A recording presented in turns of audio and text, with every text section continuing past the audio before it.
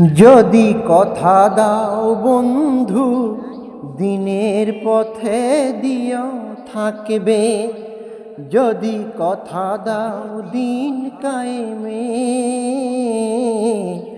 অগ্রণী ভূমিকা রাখবে। যদি কথা দাও বন্ধু, দিনের পথে দিও থাকবে, তবে তোমাকেই গান শোনাব,